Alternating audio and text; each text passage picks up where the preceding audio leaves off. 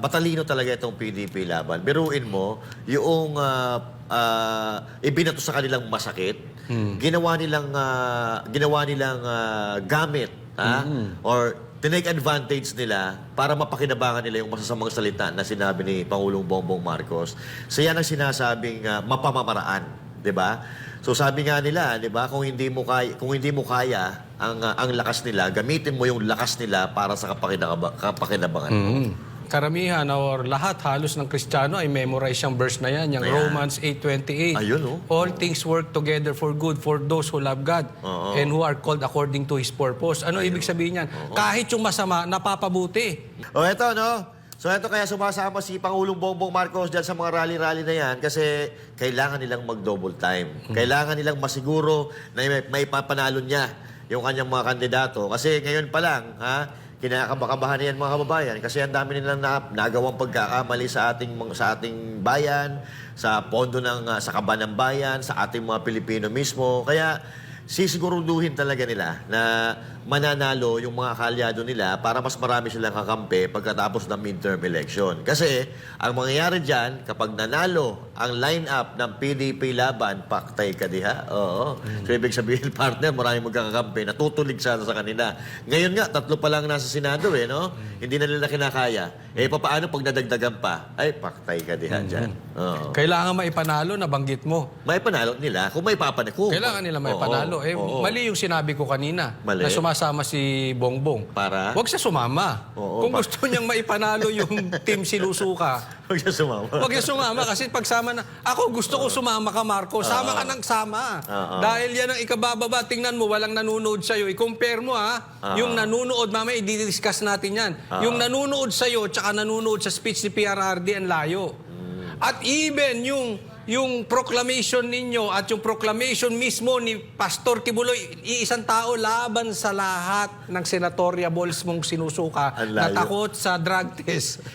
Hindi kayo aabot. No? Kaya, Marcos, sama na. Sama na. Oo, ganun na alam mo partner, ano ba yung sasabihin ko?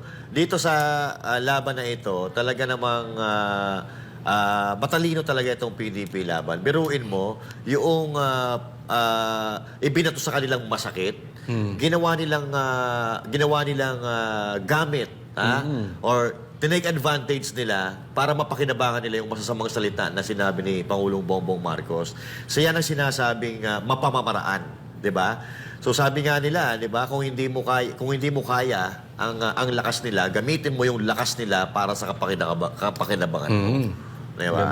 Alam mo, paboritong ano yan, yan ang paborito at karamihan or lahat halos ng Kristiyano ay memorize yung verse na yan, yung Romans 8:28. Ayun, All things work together for good for those who love God and who are called according to His purpose. Ano ibig sabihin yan? Kahit yung masama, napapabuti. Yung tinapon na tae ni BBM. Ay, pasintabi sa mga kumakain. Sorry po. Ano pala, 8:00. Yung itinapon ni BBM na basura, pinaganda ng PDP. Yan. Di ba? So, lahat ng bagay napapaganda sa good Diyos. purpose. Katulad din ni Pastor Apollo si Kibuloy.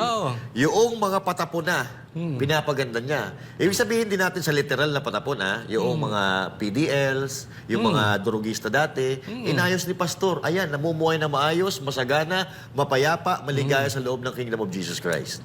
Di ba, partner? Oo, kaya diyan mo malalaman yung liwanag. Liwanag. Kasi pag ang liwanag nilagay mo sa dilim, nagliliwanag, di ba? Nagliliwanag talaga. Kaya katulad din ng ginto, pag nilagay mo sa putikan, mangingibabaw yung ginto. Pero hindi yung tanso, yung tubog yun, yung sa kanila sinasabi ng Talyano. Huwag kayong maniniwala doon. Yung grab driver nga na in-interview ko, galit na niwala daw siya doon sa kayamanan at sa ginto. Tapos sabi niya, ano nangyari? Sabi ko, kuya, nga daw. Pero yung ginto, pag nilubog mo sa suka yun, yung totoo, ginto pa rin. ginto ta rin. Pero yung tanso, pag nilubog mo, umiitim yun. Oo. Yung Talano Gold, wala na nangyari. Tama partner, tugmang-tugma, parang napahamak siya doon sa sinabi niya kasi maraming po pwedeng patungkulan doon sa suka. Tingnan mo, yung ginawa ni Atty. Vic Rodriguez, ang suka ay kalaban ng peking ginto at ng mga tanso. Sino ba yung tumatawag ng tanso sa mga Natalyanista? Si Banat Bay, di ba? Oo. Naalala mo yun? Natanso sila. Natanso Ako sila. partner maiksing kwento lang. Ako talaga sa bahay namin walang suka. Kahit dito, alam niyan nila Ma'am Tina. Hindi ako mahilig sa suka talaga kasi nababahuan ako dyan. Mayaman ka ba? Hindi ka ba? Hindi. Pero alam mo yung suka, parang ano yan, asin. Mm. Yan, di ba nilalagay mo yan sa ulam? Basic needs yan. Para hindi mabulok. Oo. Itong nabubulok nating bansa dahil sa mga magnanakaw, dahil sa mga adik, yan ang magpapatagal ng pagbulok at pagkasira. Iyang suka. Yan. Lagay mo sa ulam yan. Kaya pala partner ayaw nila sa suka. Oo. Yan, parang nagmamanifesto na, nabubulok na eh. Hindi kasi hindi sila gumagamit ng suka. Yung suka pang preserve yan. Tingnan mo yung mukha ng nagsasalita. Parang paluma na eh. Pabulok na rin. Anyway. Pero pakinggan natin ito. Napakaganda ng mga sinabi ni kanina ni PRRD kagabi. Alam ko, tuwan-tuwa ako sa sinabi ni PRRD. Unang tuwan-tuwa ako dahil sinabi niya na si Pastor Kibuloy ay bright. Ito, maraming hindi nakakaalam nito dahil ang tingin nila kay Pastor, matalino pagdating sa Biblia. Kasi Pastor, ganyan ang talagang alam. Pero si Pastor, totoo po, pag nakausap nyo, bright. Talagang matalino. Sa katunayan, mas may grasp pa siya.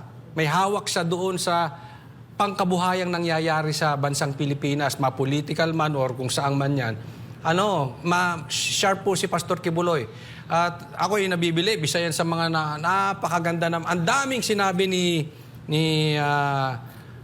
PRRD kahapon. At isa doon yung yung pinapanood niya pala sino? Sino? Yung artista. Si Ipe. Magaling daw sa romansa to si Ipe. Matindi talaga. Anyway, ang galing talaga magdalaga ni PRRD. Ultimo si Councilor ba Congressman? Congresswoman, si Girlie Balaba. Congressman. Shoutout sa iyo kung naalala mo ako. Pinapitan mo ba? Hindi, wala na tayo dun eh. Umalis na tayo nung dumating di ba? Sige, partner.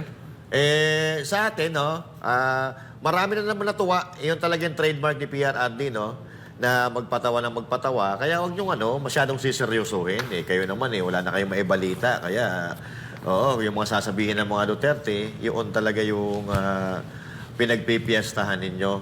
At, partner, yung ano yung tumatak sa'yo na sinabi ni PRRD kagabi? Na